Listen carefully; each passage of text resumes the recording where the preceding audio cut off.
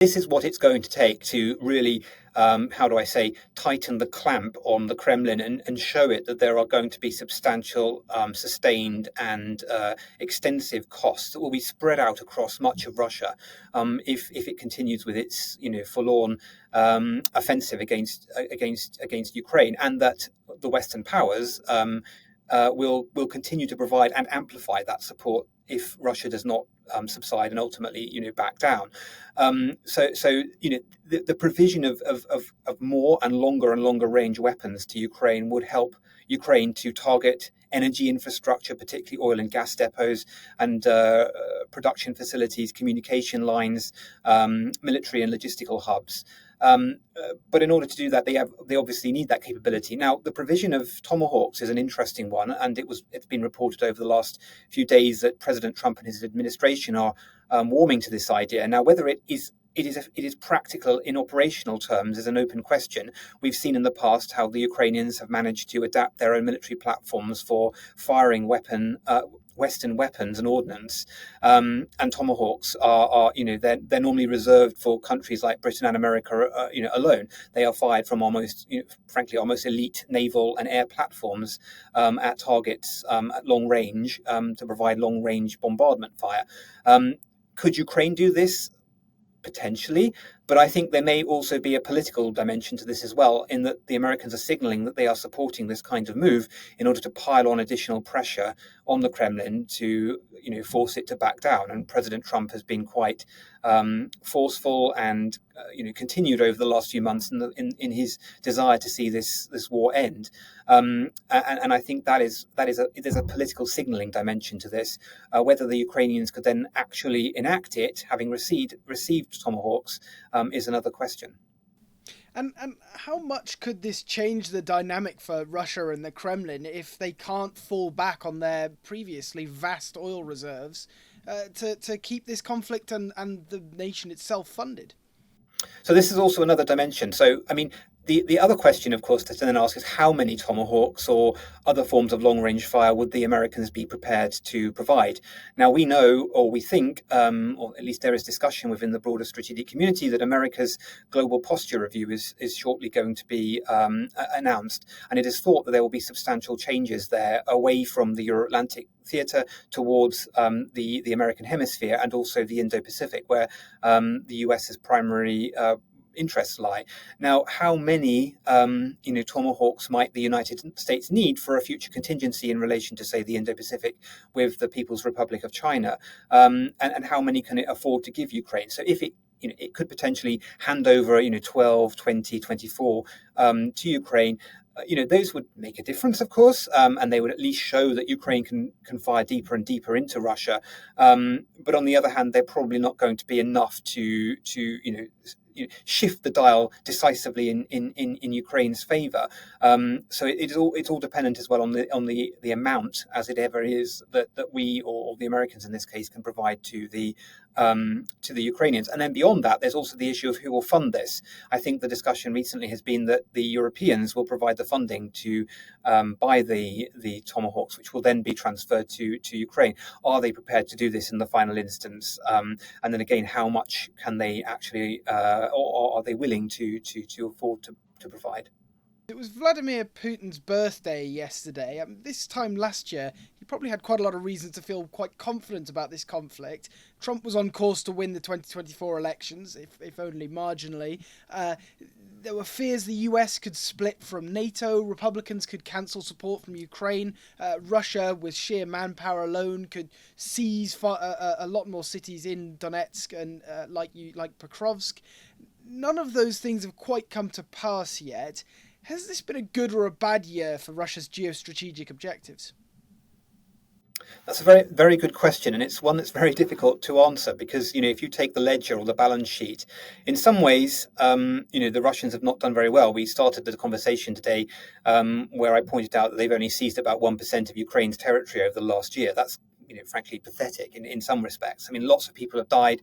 A lot of money has been spent on both sides. That's tragic. But in terms of military objectives, that's not great given the asymmetry between the two in terms of their gross domestic products, their populations, and so on. But on the other hand, Russia is still in a position where it has the support of China, it has the support of Iran, it has the support of North Korea. It's been currying favor in the so-called, the middle ground countries, or the so-called global South. It has had some, it's had some diplomatic coups with the Indians, with the Chinese, with others.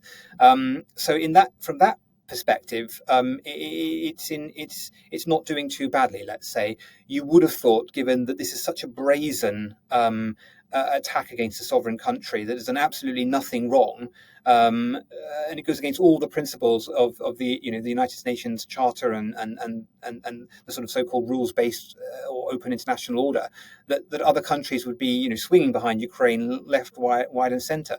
But Russia has managed to get over all of that and get around it. It's managed to circumvent some of the sanctions. We've heard that there are maybe as many as 100,000 different component parts that have been found in Russian weapon systems that have fallen or been destroyed or knocked out in Ukraine, or even landed on their targets. So the Russians are still in quite a strong position. They shouldn't be underestimated. So I think we need to keep that in mind for all of their military failings on the battlefield in Ukraine. And that's why it's so important that we double down our efforts to ensure that they lose. A Russia that is victorious in Ukraine, and victory could take different forms, from an absolute outright victory, whether that's 2 or 4 or 10 years down the line, to a much more marginal victory, it would leave Russia in a much stronger position in Europe, even if it has to absorb the costs of that war. And that would have longer term implications for us in relation to the North Atlantic, to the Baltic, and to the protection of our allies and partners along the eastern front of the alliance, and increasingly on its northern and southern flanks. So it is in our interest that we see Russia fail in Ukraine. And we should be pouring all of our time and effort behind that objective. It should be, in a way, for Britain at least, our fundamental national interest above anything that's happening in the Middle East and above anything that's happening elsewhere in the world. And I think it's important that we come to terms with that and adjust ourselves accordingly. And of course, we talked there about a lot of the European efforts in terms of the very grand strategic side of this, but on the more tactical side, there's a lot of programs going on at the moment that are focusing on slightly smaller things, like the drone incursion threat, being able to help provide drones and manufacturing capability to Ukraine to continue its drone attacks. On the other hand, of course, the EU needs to worry about developing its own, what von der Leyen has termed a drone wall. What's the kind of two sides of the task that the EU is facing now, in terms of being able to provide more drones and equipment for Ukraine, but also provide for its own defence against a seemingly growing Russian drone threat? Yeah, so I think here that this is an orchestrated approach by the Russians. They're trying to apply pressure in areas where they think that there is weakness on the part of Europe, or the main European NATO powers, and beyond that, to encourage a response which will be to the disadvantage of Ukraine. And I think the British have understood this. We have to be very decisive when there are probings into NATO airspace. So we should do whatever it takes to shoot down whatever is coming in. And we must be very, very steely, I think, if the Russians penetrate our NATO airspace using their manned aircraft. And there have been some very robust statements coming out of Warsaw and other European capitals telling the Russians that there will be serious consequences if they continue to do this. For example, the Polish foreign minister made it very plain in the United Nations last week, the consequences of continued Russian probing and penetration of NATO airspace. So that's one dimension to this, so that it shuts it down and provides a decisive deterrent to discourage Russian aggression. We should not overreact to these probings either, because that's exactly what the Russians want. They want us to pour resources and effort and time into combating this, so that we naturally do not focus more on Ukraine. I think ultimately, though, the key part of this should be, providing Ukraine with more support, because that is exactly what the Russians don't want. They want us to focus on the Baltic. They want us to focus on the northern expanses of NATO, the Scandinavian space. They don't want us to focus on the Black Sea and on Ukraine, because this is ultimately where they're going to be hurt. You've been watching or listening to Frontline for Times Radio with me, Louis Sykes. For more on the war in Ukraine, you can subscribe to our YouTube channel and sign up for a membership, or you can hear all the latest news and analysis on Times Radio or read it at thetimes.com. And remember, we are in both podcast and video form. You can find us on your favourite podcast platform. It's Times Radio's Frontline, or you can watch us on Times Radio's YouTube channel. Thanks very much. Goodbye.